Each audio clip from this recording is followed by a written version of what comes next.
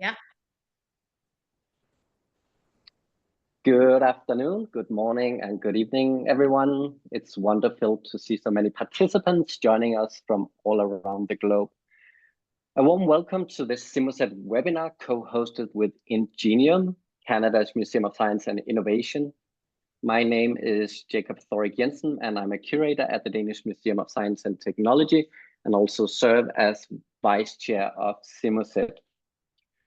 For those of you who are not familiar with CIMUSET, we are the International Committee for Museums and Collections of Science and Technology under ICOM, the International Council of Museums.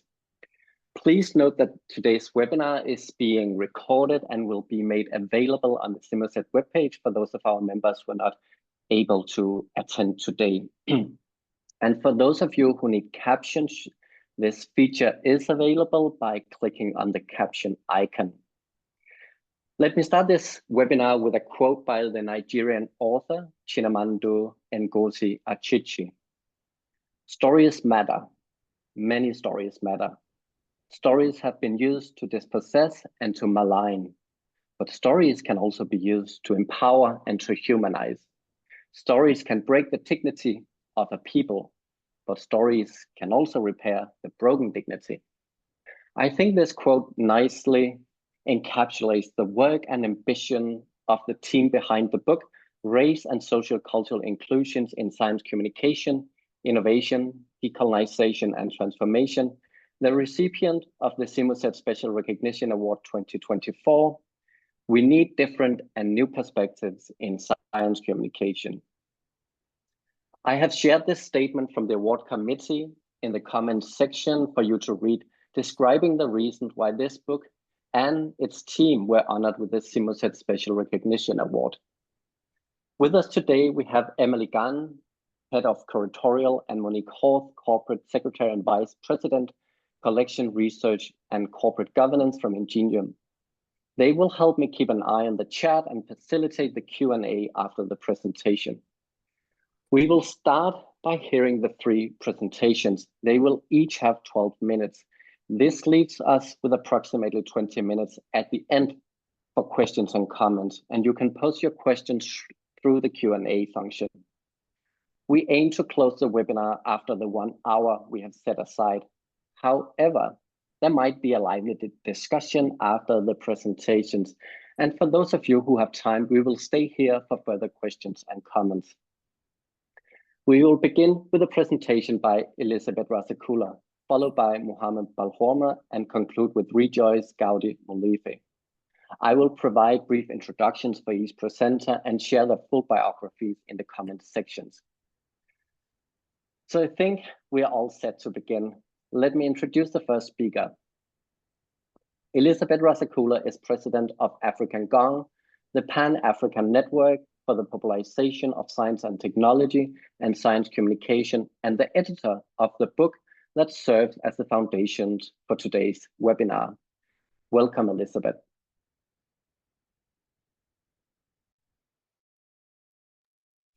Thank you. Can I have my first slide, please, Emily? Thank you. Hello, everyone. Thank you, Jacob, for that interesting overview and introduction to this webinar. I'm also delighted to see, it's great to see so many colleagues here at this webinar. And on behalf of all the book contributors, I would like to start off by acknowledging our appreciation of the ICOM CIMUSET Special Recognition Award for our book, and the unique opportunity that this webinar has afforded us to share the transformative learnings, research, and insights, and the globally diverse perspectives and stories, as you say, Jacob, from the book contributors. So where to start on the rationale, drive, vision, and uniquely disruptive? We prefer the word disruptive. Other colleagues have described it as uncomfortable, concept for this book. The answer is that this book is very much of its time.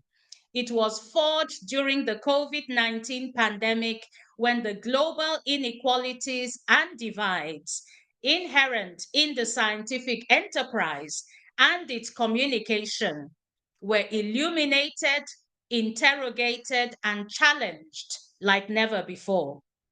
During this time of flux, contestations, and paradigm shifting agendas, many of us who had been working on advancing DEI, diversity, equity, and inclusion, and as some have described it, its more progressive developments in so-called inclusive science communication, realized that here was a unique opportunity to address the many globally inclusive elephants in the room, meaning the realization that science communication needed to move beyond the limited scope of what DEI and inclusive science communication had become. Some would call it a comfort zone that became very limiting, in order to deliver a truly globally inclusive agenda across the critical socio-political, cultural imperatives that had been so glaringly exposed during the COVID pandemic, especially so within the long-standing challenges inherent in the global North-South divide. And so we went to work on the book. And some of the key aspects of the book development and content are in the next slide. Thanks, Emily. Next slide, please. So this slide, I'm not going to go through everything. I've just put it up there for reference, as this session will be recorded, so that within the video recording, colleagues will be able to have access to this information. And in a roundabout way, it's a story about people and geography and scholastic and academic excellence. And it's also a book about thematics, challenging, paradigm shifting across every corner of the globe. So the framework was very much about all those stories that had not been told, but stories that were situated in other aspects where people had been telling them. So it was about foregrounding, it was about centering what had been marginalized and what had been undermined, as so clearly illuminated by the quote from Chimamanda Ngozi. Next slide, please.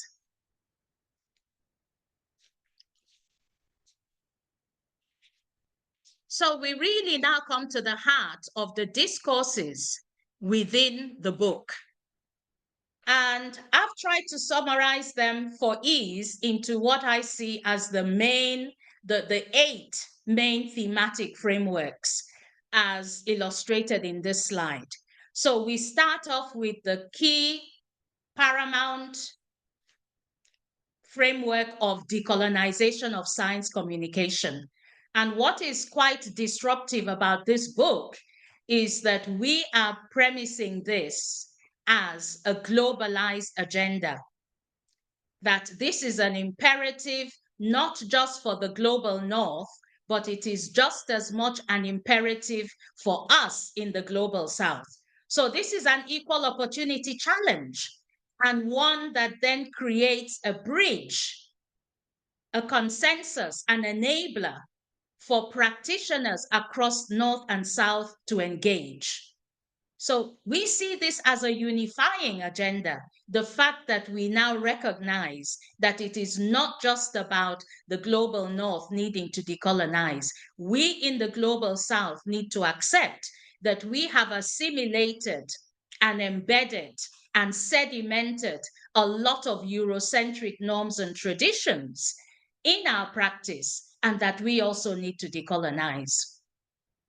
And Mohammed will be shedding light on this in terms of how does this happen in the global North perspective, while Rejoice will be shedding light on what is on the other side of decolonization in the global South.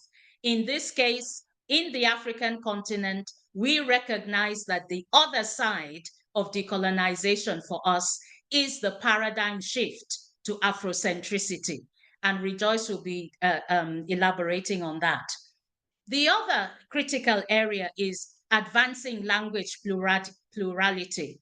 How do we overcome the dominance especially in the global South and even in the global North, the dominance of the English language, European languages, which for us are part of the legacy of the colonial experience. So language, local languages, indigenous language is critical.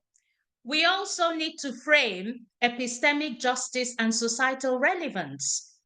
We know that part of the legacy of the coloniality of knowledge has been the epistemic loss of much of our science in the global South. How do we emancipate? How do we recover? And how do we bring that to the fore so that we actually have science communication that is relevant for our societies? Then there's this whole framing of public trust in science. And the argument we make here is that we need to understand that the roots, the causes, the effects, and the affects of public trust in science challenges in the global North and South are quite different. And we need to be much more nuanced in our insights and conversations. Then we come to the framing of leadership.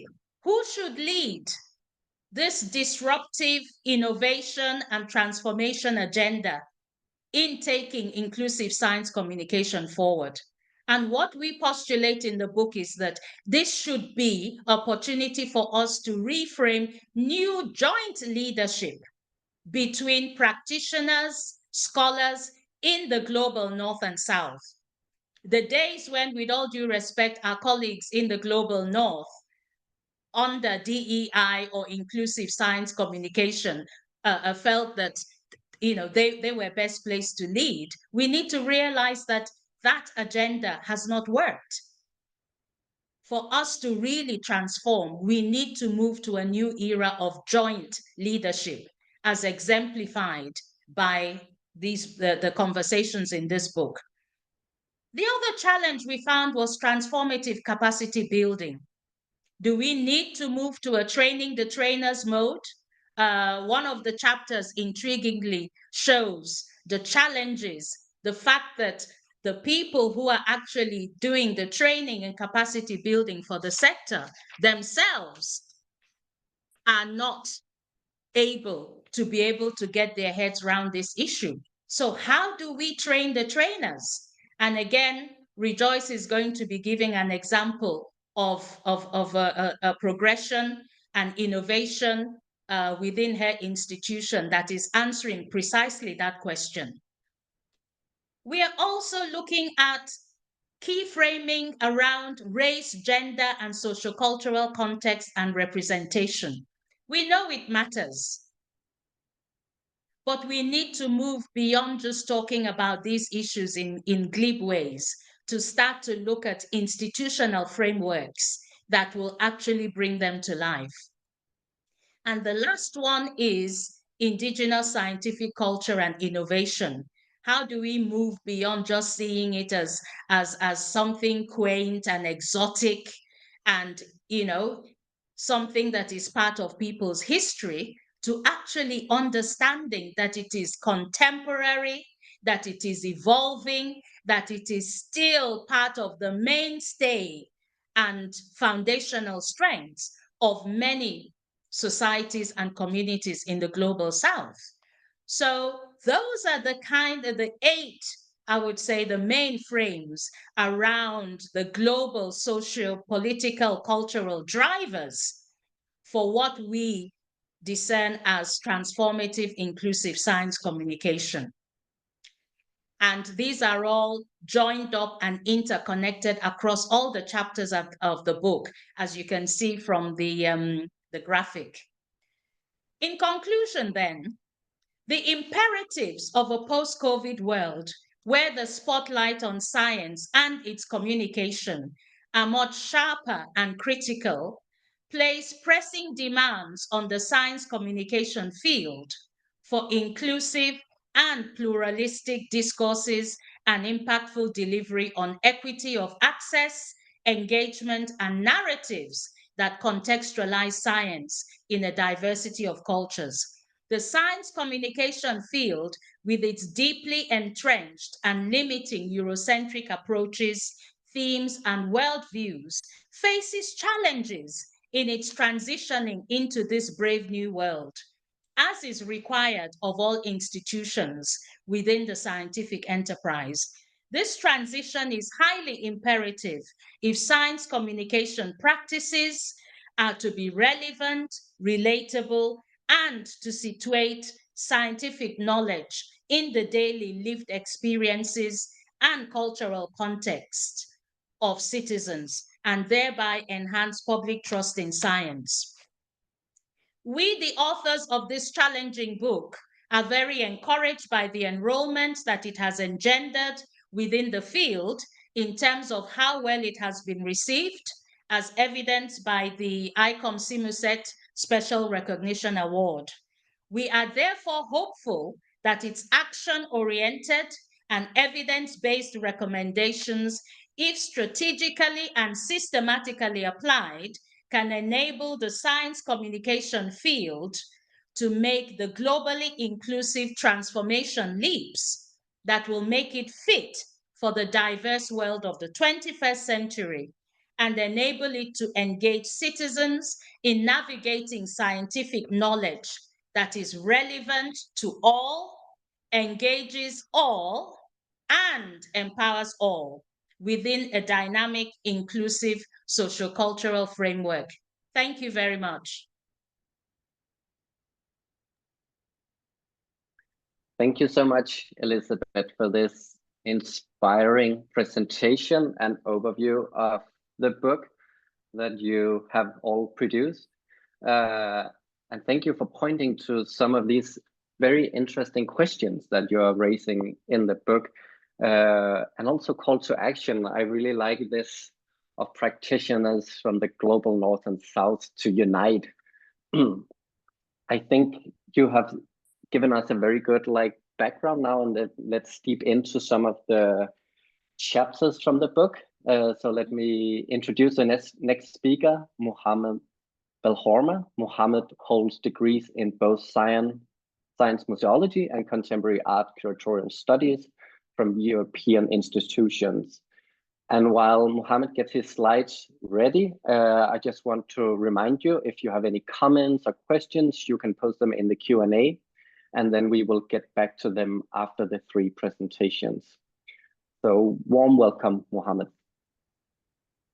Thank you very much. So after the exhaustive review of the book made by Elizabeth, I'm going to jump in a very specific area by chapter that it's an offspring of my chapter, that it was about the element that go unnoticed regarding colonization and decolonization. And since these elements go unnoticed, people don't think or don't presume they have to be decolonized.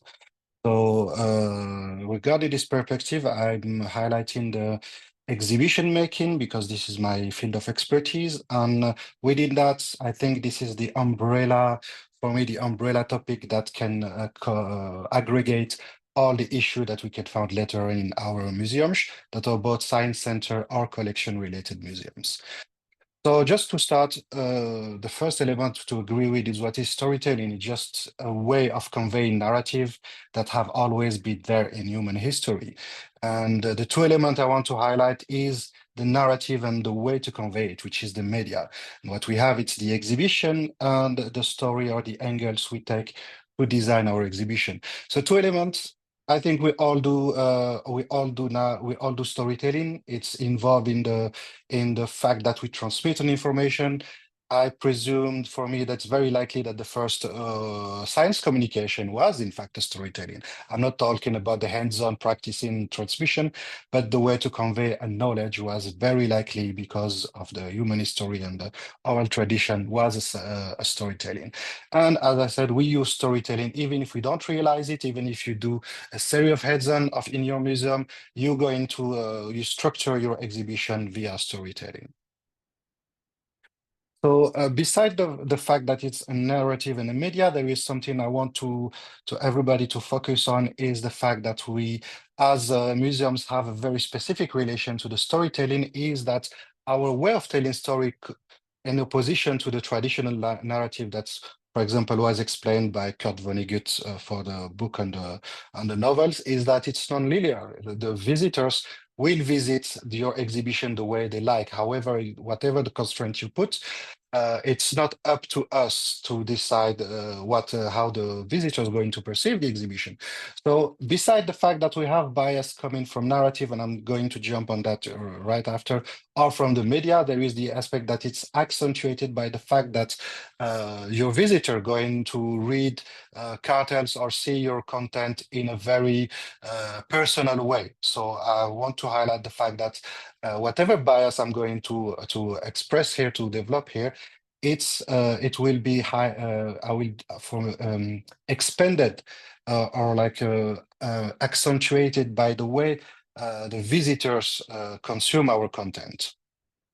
So the first element I want to discuss with you is the epistemologic ignorance. We often, when we talk in science center, we often ignore epistemology. We often ignore the context in how science have been built. And all my examples here are come from because I live in Munich, so it's the Museum Science Center next door. They called the Deutsches Museum, and you have in this a display on the left about the mathematics in the exhibition in the mathematical exhibition hall of the Deutsches Museum. And so this is the history. This is just a time frame about mathematical history, and we can see from 30,000 to the Renaissance. You have the prehistory, you have Egyptian, then antiquity with the Greek, and you go to the European Middle Age. I will not expand on the fact how many civilization, how many mathematical contribution from India, China, Africa, South America are forgotten here, but you can imagine that a visitor who don't know anything will see that the influence was who is important in the story of mathematics. And on the right, and that's what I call the chronological bias, like taking off all the context, the influence, and who influenced who was important for like the jump or the development of a discipline. And it's general, it's not only mathematics, it's general in every discipline. The second aspect, I call it the protagonist bias. You have here a visual of an exhibition about agriculture where you see a Bavarian farming house from the early 20th century, I presume. It's nice. There's nothing wrong factually, but I think every element, mostly about milk, dairy production, you can find it like originating from any other civilization but Europe. So, and this is the protagonist bias. You can find it, for example, in the contribution of women in science. And as you can say, that if we have to name a white European scientist, people will have like dozens and dozens of names. When you go to the woman scientists, they will probably tell Marie Curie, and that's it. And if you go to any other scientist from any other part of the world, people will very unlikely will give you a name, whatever discipline it is. So this is an aspect that also highlighted when you just show an example, even if you think it's neutral, you create a protagonistic bias. So that's work for the scientist, that work for the object, if you don't contextualize it, etc., etc. The second aspect I wanted to highlight is our own, I would say like our own systematic, how the museum have been organized. We have art museum, we have science museum, and we have ethnological museum. It doesn't seem as an issue the first hand, like this is, for example, I'm showing you the navigation and transport room in the Deutsches Museum on the left, and in the right you have the astronomy room. Nothing problematic, beautiful space, wonderful objects. a lot of educational content in it. The issue for me is that 1 kilometer away from the Dutchess Museum, there is an ethnological museum called Continent, where you have, for example, a room about the Oceanian travels who charted probably one of the most difficult ocean and probably one of the most amazing charting in the human history and discovery in human history, but you don't have them in the Dutchess Museum. Or the same like the Dogon art object that are in an ethnological museum, while they were like way more advanced than the Western civilization from the 13th, 15th century and maybe until the 20th century. And that's, I leave that to the debate. But they will definitely have a space in the Dutchess Museum, but we don't think, or we don't presume that they have a place in our science centers. And I want to highlight that because the main debate about decolonizing museum is object restitution, and we said it's difficult because lending, giving them back, etc. There's legal issues, but we never think about the movement of these objects from ethnological institution to science center. Even if it's the same country, as I said, it's the same city, it's the same country, Bavaria, with the federal rule of Germany, and nobody in the curators, they were renovating the Dutchess Museum, and nobody from the curators thought that we could have a look in an ethnological museum and bring scientific object or scientific artifact to expand our exhibitions about science. And the third aspect, I just took 3 aspects, minimal, but I think they are very important. The last one is the semiotic of culture. If you're not familiar with the discipline, I really recommend you to read the book Mythologies from Roland Barthes, where he explains how objects have a first initial signification and symbolic or myth signification that come with it. I took this T-shirt of Che Guevara because he used this example in his book to illustrate what a sign and a myth means. Of course, if you take Che Guevara as a revolutionary leader on its own, his value and the fact that he's associated to a T-shirt, sold in a T-shirt, can give you what Barthes called the second order of signification. So even if an element have one meaning, objective meaning at first, it's always inhabited by cultures, by the people who are going to read it with a second signification. And as he said, he talked about the bourgeoisie and the working class. And I'm just using that as a dominant class and the colonized culture. It worked the same way, that if the dominant wants to give a second meaning on an illustration to an object or a scientific knowledge for even the colonized culture, it can do it, and it's what it does. And so I have an example that's come from my own experience here. When I was student in Paris in the Natural History Museum, my mentors and teachers, they were the one responsible of the design of the picture you have on the left is the Grande Galerie de l'Evolution, the Great Gallery of Evolution. It's on 3 floors. It's about, and you know how like complicated it is to talk about evolution and how to explain it. So they did a wonderful work to be exhaustive about the topic. And if you visit this gallery, like I think you can understand pretty well the evolution. So they did a wonderful job. But when they finished and they started opening this gallery to the public, they did a public study to evaluate how is the reception and how people perceive their work. And what they notice is that most of the visitors in the Natural History Museum, when they visit the entire institution, they prefer the one you have on the left. It's a 19th century space called Galerie d'Anatomie. It's organized systematically, linear organization, but very old school. And this comes from the fact that the second order of meaning, people have a perception of museum that it should be like a 19th century institution. So the second gallery, even if it's not the most accurate, the most scientifically sound, the one that is adapted to the way they learn because made by museologists, modern museologists, it's what they perceive what is supposed to be a museum. So this is an idea of what is the second order of meanings. People come to a museum with a pre-existing ID, and they're going to consume your exhibition with their own pre-existing ideas. And if I have time, just one example. I was at an Excite conference, and there was the director of the Museum of West Africa who came to explain how their museum was decolonized. And basically, they took the most racist, the most vile pieces of their collection out of the way. And while he was presenting, he said, yeah, but we kept the elephant because the little kid in Brussels, they love to see the elephant. And this is the second order of meaning. Even like seeing a civilization of Central Africa displayed with like natural history object doesn't shock him, because it's admitted the second order of knowledge here, even for a museum curator, was totally normal to have an elephant, because what was important is the little kid from Brussels and what we want to see. So thank you very much. As a conclusion, just a last thing. So the three important things that we have to take off from this presentation is that when we design and prepare our storytelling, to integrate epistemology, semiotic, and to be knowledgeable about our own bias and colonial history, that makes a separation, artificial separation between colonized Western and colonized science. Thank you very much. Thank you so much, Mohammed, for pointing to these very interesting perspectives of how our institutions work. I think it's very interesting, like how we organize and have organized our museums for hundreds of years.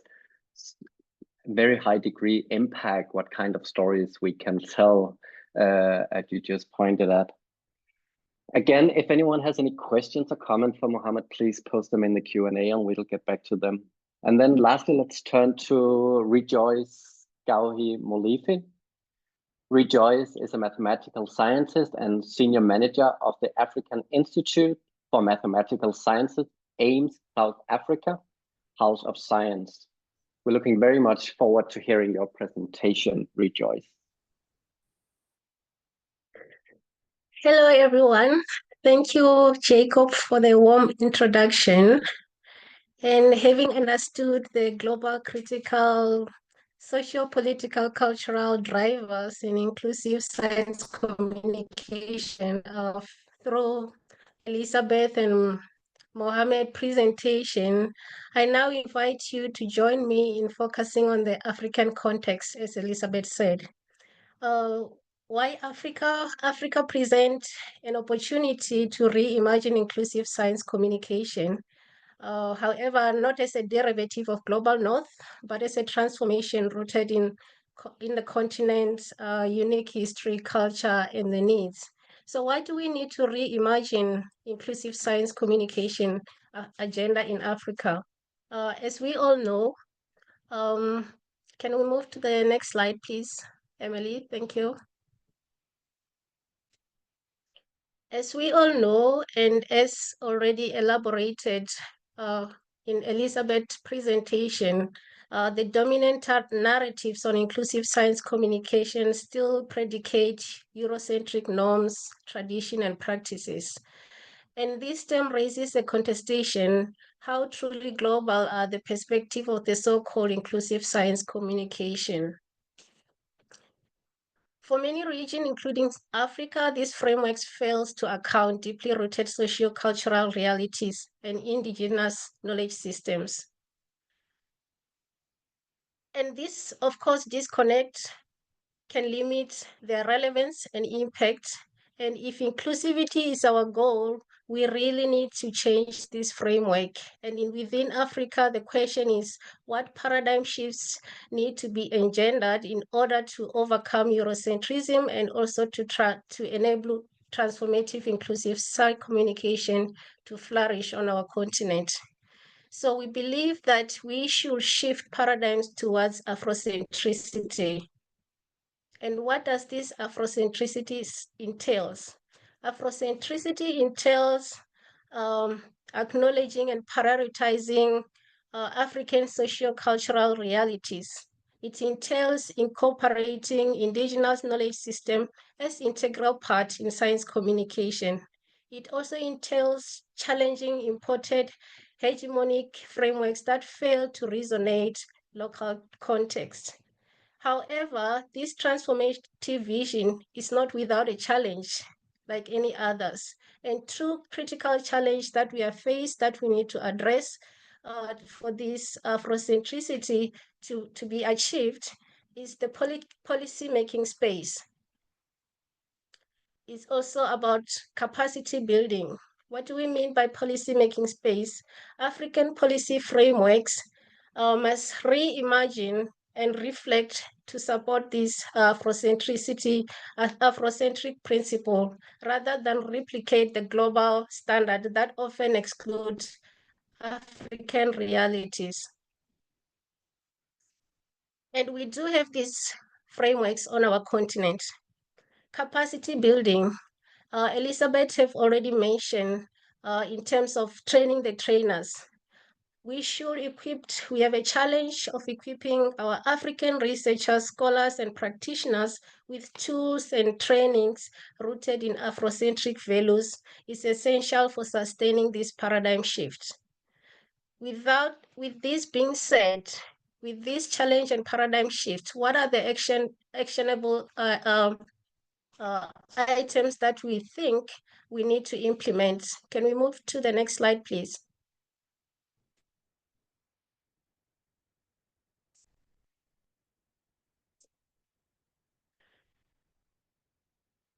So to truly achieve Afrocentric science communication, there are 3 key pillars that we think we need to implement.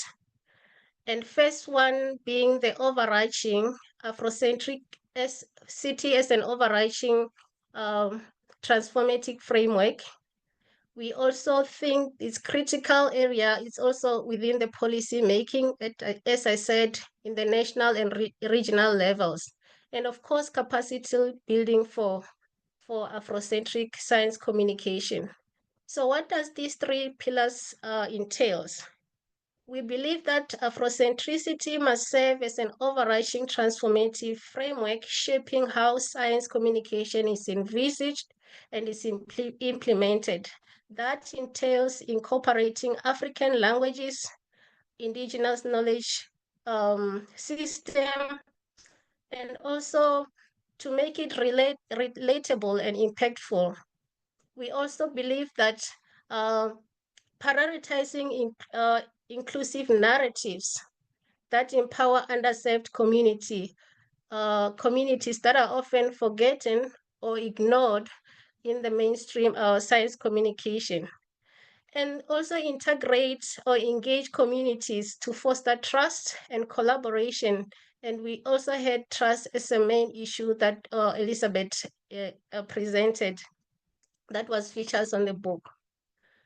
Within the policy space arena, we need a cohesive framework that integrates science communication through the continent. So like I said, policy frameworks are there and still disconnected, and Afrocentricity is not embedded in these policy frameworks. It's also important to bridge the critical gap between science policies and implementation.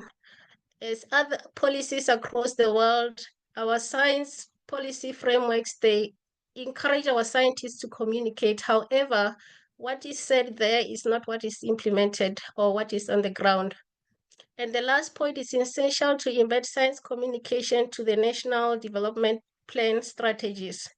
And this, we believe that as science communication, to make it as inclusive, we need also to start to engage those who are training at an early age so that we can have that inclusive science communication. The last one on capacity. This is what I do with my students, and we believe this element is critical to achieve our Afrocentric inclusive science communication in Africa. Training the scientists, not training within that holistic socio-cultural relevance and empowering ethical frameworks. We also think and believe that we need to promote equitable collaboration between scientists and communicators from the global north and south, along with holders of indigenous knowledge systems. This is critical because in Africa, if you ask who is doing research and who is communicating research, you realize that the majority of research that is being done is in collaboration. So we hope that there will be also important to have an equitable collaboration. And the last one, we also want to promote diverse voices and ensure equitable participation, particularly in the field of STEM. So this entails also ensuring that there is a gender equity and inclusion. So we believe that these transformations are not just about addressing systematic inequalities, but they are redefining what inclusive science communication means for Africa, and by extension, the global community. So in the next slide, I'm going to show you an exemplar of an innovative Afrocentric capacity buildings that we started implementing in 2020 in my institution in South Africa with African Gong, the Pan-African Network for Popularization of Science and Technology in Science Communication. So what was the challenge? In my institution, we recruit students from all over the continent. These are students who come to do the master's program for a year with us in mathematical sciences. We encourage our scientists to go out and engage. And one of the problems was that we were sending them without the skills that they required to have in order to deliver outreach and public engagement activities. So during 2020, we launched Africa Scientific, which focused on leadership, knowledge, and skills for science communication. So what is critical here is that the program places African socio-cultural context at the heart of its approach, ensuring it's relevant and resonate with participants. So Afrocentricity is a guiding principle. So it's a three-phase program, and it uses approaches of allowing participants to learn by doing along peers with mentoring and facilitated support. And then the program has been very impactful for the students. And one critical element of this program was also the transformation for sustainable impact. We ensure that this program focuses on the students who are still in the early years of our career, because we hope that these are the future scientists who have to drive science and science communication in the continent and also globally. We also prioritize gender equity and inclusion, knowing well that within the STEM, particularly mathematics, there's underrepresentation of female. So we understand that for students to be out there, we need that gender balance. So we embed gender inclusion throughout the program implementation, the delivery, and yeah. And the participants, like I said, they are students who are coming from all over the continent, and some of the countries that are there, you could see they represent African. And this is important because this diverse enriches the program by fostering cross-cultural collaboration and learning. And these are the foot soldiers that we are sending on the continent to engage with the African citizens. We also incorporate recognition and excellence, and this is a very popular aspect of the program because we know science communication is still seen as a nice to have activity for scientists. So we award our students to celebrate their achievement, also to recognize their dedication and commitment to science communication. And these are examples of some of the activities that you could see during the workshop. Two examples I want to point out before I can conclude is those projects that students have to do. As I mentioned, the project is three-phase training, and then students, after the project, they have to deliver the project within their communities. So in the pictures, these are med students. Normally people, they think it's difficult to communicate mathematics. However, here we challenge the norms of communicating mathematics, but also letting students to reflect on their community problems and how they can solve them with their knowledge that they have. So you have Tandiwe, who comes from Swatini. That was during COVID, where she conceptualized the project in her church to educate people who were hesitant about vaccine. And from her project, we saw the impact, the way people changed the perception That was truly an impactful project to have from the student mathematics. So in conclusion, want you to leave you with this thought that what can a global science communication community learn from Africa's journey towards inclusion, and how can we all contribute to amplify this effort for truly equitable global science communications landscape? Uh, my last slide, please, is to, can I please have the last slide? The chapter that we signpost the program from 2020 to 22, so that was included in the project. Thank you very much for your attention. I look forward to hearing your thoughts and questions and ideas during the Q&A. Thank you. Thank you so much, Rejoice, for taking us through the Afrocentric approaches and for sharing your own practice and your own experiences with this. For the Q&A, I'll hand it over to Emily. And if you have any questions, comment, just put them in the Q&A. Hi, everyone.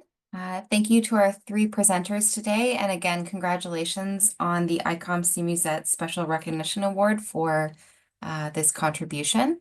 It's been really wonderful hearing from the three of you today. So as Jacob said, we're going to have some question period right now. If folks have questions, please add them to the Q&A section at the bottom, likely of your screen on Zoom. I'll begin with a question for each of our presenters, and then we'll go to questions from the audience. So we'll go in order of the presentations. So first question is for Elizabeth. And the question is, given how long the science communication field has been in existence, why do you think it has taken so long for a book such as this to be produced? And what do you wish for its impacts on the field to be? Thank you so much for that, Emily. I really have to start by answering that question by saying I now understand that I am a veteran of these struggles in science communication, thanks to the Americans. Yeah, 30 years and counting that I've been engaged in the science communication field and trying to address and trying to advance diversity, equity, inclusion, and now, as I said, inclusive science communication. But it's a difficult question to answer because it's not so much that there hasn't been the understanding of the need for change in the field. I think it's the problem of institutions get into a certain comfort zone. So if you ask me, in my 30 years, I have seen so much improvement in terms of gender inclusion. And as I always say, when I first started in science communication, going to events within the European arena, I used to ask myself two questions. When will it be that there will be more women in the room? And when will it be that I will not be the only Black person in the room? Well, 30 years down the road, we have so many more women in the room, to the point that some folks are talking about science communication becoming a ghetto for women. But I still find myself in so many spaces in the global north being the only Black person in the room. So in 30 years, why have we not been able to deal with race, sociocultural context? And it's not just about being the only Black person in the room, is still sitting with discourses that are still heavily predicated on Eurocentrism. So the challenge is, how do we move institutions and practice into this globally inclusive, diverse world? And I really think that for us, going back to the motivation for the book, it was really about saying the COVID pandemic, there's this English phrase about do not let a crisis go to waste. So the COVID crisis was for us a critical opportunity to be able to bring out a book like this. And I honestly have to say that I don't think that this book would have been well received if we had produced this book 10 years ago. I don't think so. I don't even think it would have been this, sort of dynamically responded to if we had produced this 5 years ago.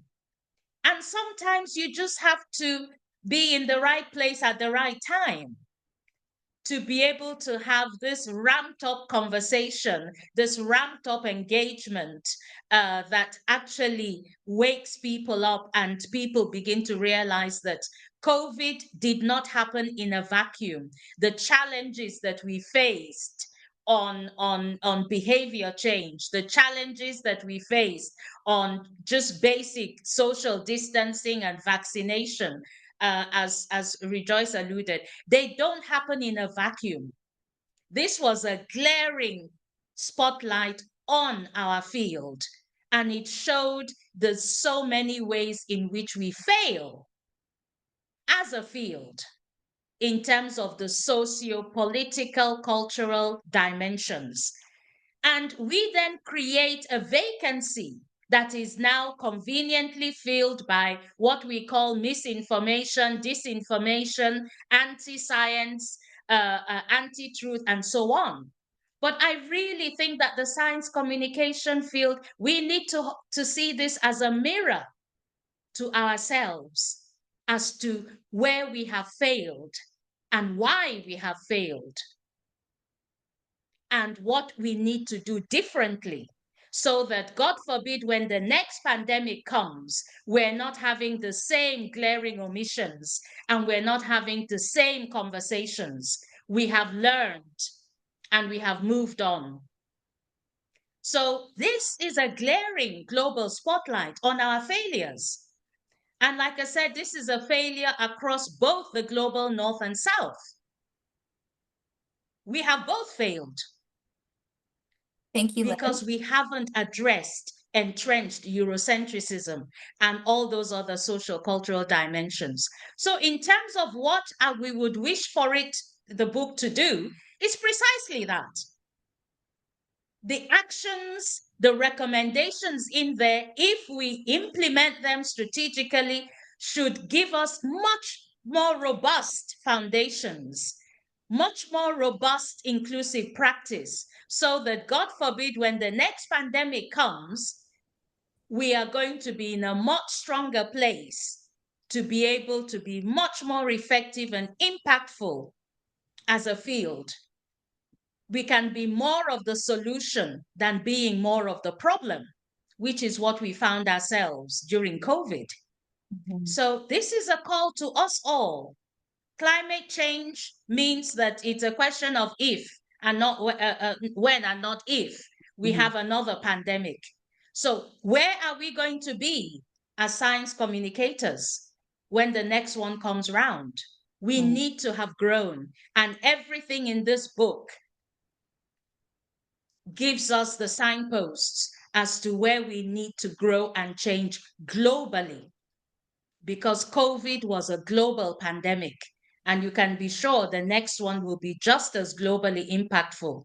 And therefore, we need globally inclusive practices to be able to change the game. So thank you. that's it. That's it. Yes. Don't let a crisis go to waste. Absolutely. And that's what we did. Yeah. Thank you very much, Liz. I'll pull a few questions from the Q&A. The first one is for Mohammed, which follows nicely in our order. How do you think museums in Europe should proceed to make sure that their exhibitions don't reproduce colonial narratives? Big question. Yes, thank you. Very good question. Yeah, the aspects I mentioned in my presentation are in the one that are feasible, because I know that there is some systemic issues that is difficult to address as an employee, museum employee, who have to do with a small budget, that have to manage its own collection, etc. What I would say is we have to do science. It's not a charity or a favor that is asked here. It's just to display the state of the art regarding science. And I don't think that W.E.B. Du Bois or Edward Said are like now quite old enough. And the fact that us scientists, we don't include humanities in our reflection on when we start having a reflection on a scientific topic, or we don't include ethnology, or we don't include the fact that we have like bias, intrinsic bias. We don't read or acknowledge Frantz Fanon or Stuart Hall, is on us. It's a lack of knowledge. So either we update ourselves or we hire people that have the expertise. As simple as that, I would say. Thank you, Mohammed. The next question is for Rejoice. I noticed that the only African countries in the book are English speaking. Is the absence of French African SciComm examples due to a lack of researchers from these places or another different reason? Thank you, Emily. And I think it would be more appropriate for Elizabeth in terms of the researchers who contributed to the book. Would that Can I be just, appropriate? sorry, was it the question about the book or the Yes, program? the Yeah, book. I think it was more about the book, but I just brought in sort of the Afrocentric approach as well, trying to split up the questions equally. Oh, okay. So if either of you, Elizabeth or Rejoice, want to speak maybe about sort of that piece on French African SciComm research and examples, I think that would answer the question quite well and speak to the contributions in the book as well. Okay. So I'll go with the one that resonates with the program for capacity building in terms of French and versus English. So like we said, our program is guided through the Afrocentric philosophy. While we do the training in English, key component of the program is that the students are trained to communicate their research or project using their indigenous knowledge, indigenous languages. For example, you saw the picture of Tandiwe standing in front of the people in the chat. There she was explaining the issue of vaccine using graph theory, using her mother tongue. So we do understand that it's critical for our foot soldier to present or even to train using their indigenous knowledge languages, because the people on the ground they are the people who don't normally speak English, particularly when we train them to reach those who are normally neglected, those who are, for example, one project was the taxi drivers. Taxi driver, I don't think anyone in SciComm will think about engaging those people. So we do take language as an important critical within our training. And for those who speak French, yes, we allow them to speak French even during the interview, because we believe that language shouldn't be a barrier. It should be part of the inclusive science comm that we all thrive to achieve.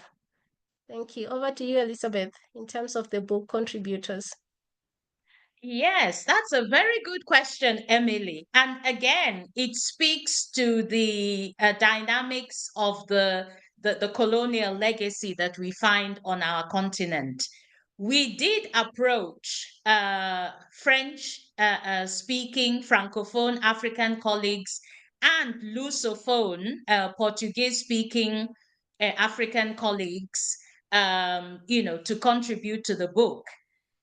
But they themselves felt that they were struggling in terms of their ability to write in English to that sort of academic or scholarship level. So that also speaks to what I was saying, the challenges that we have in our continent in terms of the hegemony of European languages and the dominance of English. So we find that if you go to within the international arena in STEM, in science communication, you are 9 times more likely to find Africans from the Anglophone countries than you are from maybe the Francophone and the Lusophone countries. So it really is a challenge in terms of how we enable colleagues in the African continent from non-English speaking countries to be able to contribute. And we find that this also leads to greater marginalization for them and greater invisibility, because our Francophone colleagues will tell us, yes, we publish in French journals, but we don't get the same kind of global level of citation, the same kind of global level of recognition as our Anglophone counterparts. And it is even worse for our colleagues from Lusophone countries who, again, publish in Portuguese language journals, which are even more limiting in terms of their global readership and their scope and impact. So, and this is where Rejoice's focus on one of the critical challenge areas for us, which is the policy making arena. We cannot solve this on our own. We need to bring the African policymakers on board to say, how do we address these language disparities at a much more strategic level? Mm-hmm. Thank you. Thank you both. This is a question for all of the panelists. You have talked about efforts to decolonize our field in various physical and social contexts. But what are your recommendations for overcoming and counteracting the deeply colonized minds that many of our fellow citizens, and perhaps we ourselves, harbor even within Global South contexts? Thanks in advance. So perhaps just to continue the kind of flow of people, Mohammed, if you would like to take on that question first, then Rejoice, then Elizabeth. Sure, yes, it's a very good question. It's first, I would say it's right. It's difficult and it will remain difficult because there is a comfortable sense of being in the States. I would say even like we call it a statu quo, but in the state of domination. And I want to thank Elizabeth because she insisted that every article, every chapter of this book has to be peer reviewed. And I would say that I think it's very important. People don't notice it. It's very important to be at all time, every time you challenge it, better than expectation, because that's how the work is. I want to take an example related to museum. I wanted to show in my first draft, I have it like in the US in the 70s, there was like native people taking remains of their ancestor out of museums. And only in 2024 from a Biden administration rule that's asked museum to stop displaying native artifact and native remains, which is this year. Like from the 70s to now, there was no movement made by our institution massively or like coordinated to fix that aspect. We needed to wait a law in 2024 for the US to address slightly this aspect. It will be a challenge, it will remain a challenge, but I would say there is epistemology, there is post-colonial, decolonial studies, there is the academia working, displaying content. We have to every time we see something wrong, something to address it. I know there is also the lack of presence. I mean, there is also, this is relative to domination and where you're not, where you can be, where you can have an influence in terms of building content, in terms of having an influence on exhibition, how the budget is addressed, etc. But, and it's dangerous. I mean, because it's comfortable to not do anything, and because the society, I mean, here in Bavaria, trying to challenge these aspects, or like looking at ethnology from like a, less dominant path might like trigger some reaction from a conservative classic education received by the everyday people here in Europe. So because there is backlash expected, cognitive conflict expected each time you're going to challenge the comfortable state of being by Westerners, you're going to struggle, you're going to pay it in a way or another. But I think it's a global, and this is the strength in the number and the strength in the believing in the process that science is here. It's peer-reviewed, the academia is working, and you have to insist and display each time what is have already been done and it's ongoing in the universities, and bring it to the science communication space where like you bring to the public this aspect. And every time challenging when people try to just mention hard science, asking them to contextualize. It's the same for like the place of women, the place of order. It's the same, I would say, process, and it's the same domination, which means the same struggle and the same backlash. Thank you, Mohammed. Rejoice, would you like to Yes, answer this question as well? thank you. Thank you also, Sidat, for that question. And I think I'll remember what sometimes I heard from Elizabeth when she mentioned about if you want to make change, it starts with you. And it's all those small things that you do collectively it makes change.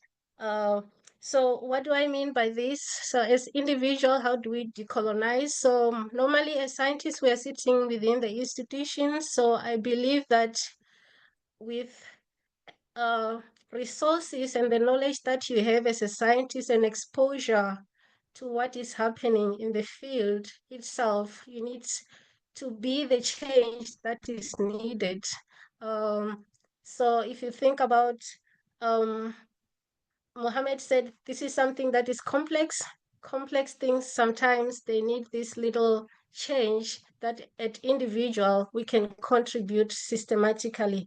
And what is missing in the global science communication is those voices, perspectives that have been neglected for so long.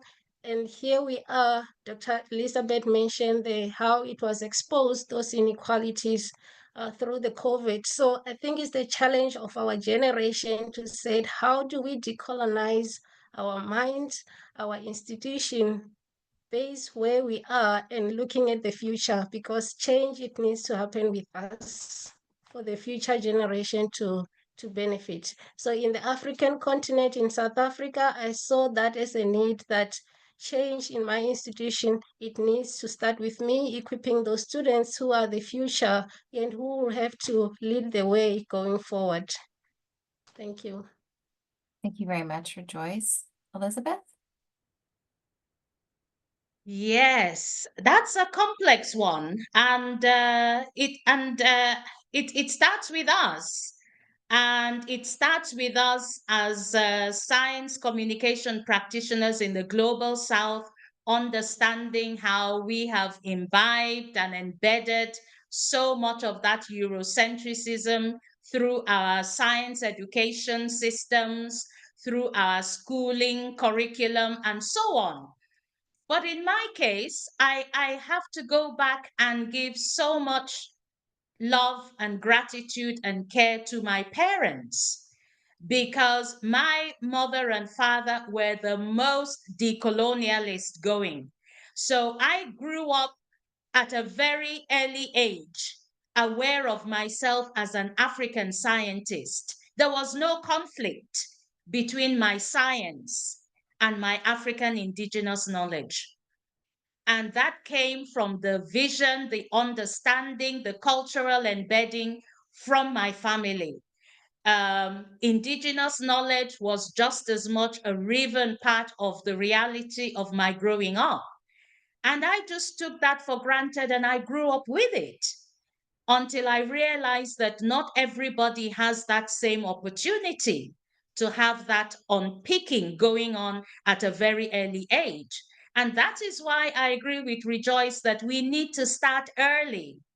We need to start, and that's where she's talking about going into the education system, to start very early to help our young African children to unpick to begin that decolonization in the mind from a very early age. And I was fortunate to get it at home. We say in my language, I was cooked. I was cooked at home. So my mother and father had cooked me in that sense. So it was something that I was then able to just leverage and layer on as I got older and to take ownership of. And we need to then realize that we need to do that, at a younger age. And Mohammed's point about why it was so important to have each chapter peer reviewed, even though that wasn't required by the publishers, also speaks to this issue about why it was so important in a book like this that was dealing with very thorny, challenging issues, that we would go that extra mile to make sure that we didn't have the kind of the naysayers. Well, it's just something cultural.